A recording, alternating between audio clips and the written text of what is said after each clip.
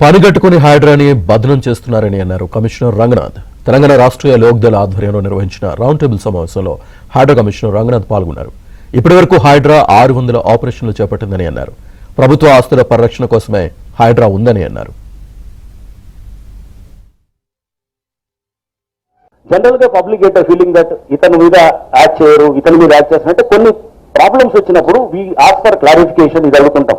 It's not that ఎంతో మంది పెద్ద పెద్ద వాళ్ళ మీద చేశారు కాబట్టి హైడ్రా అంటే అంత నమ్మకంతో సింపుల్ కామన్ సెన్స్. హైడ్రా దగ్గరికి ఇప్పుడు ఎవడైనా కానీ ఓ రూలింగ్ పార్టీ ఏదైనా గవర్నమెంట్ మారంగానే ఏం చేస్తారండి, వచ్చిన వాళ్ళు వచ్చి ఫస్ట్ థింగ్ ఏంటంటే రూలింగ్ పార్టీలో 10 మందిని పట్టుకొని వస్తారన్నమాట. పట్టుకొని వస్తారు లేదా, సింపుల్ చేస్తారు, వచ్చి ఏదో పైరులు చేయించుకోవడానికి అది చేయించుకోవడం. అలా చేపిస్తే కనుక ఎప్పటికీ you will never once your bias and నువ్వు మొత్తం ఇది ఉంటే కనుక ఇట్ విల్ నెవర్ వర్క్ అనమాట.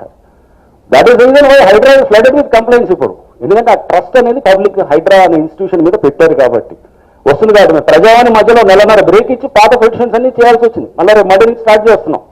అంటే ఆ ట్రస్ట్ అప్పుడప్పుడు కూడా అది దాన్ని కాపాడుకోవడమే చాలా కష్టమైన పని.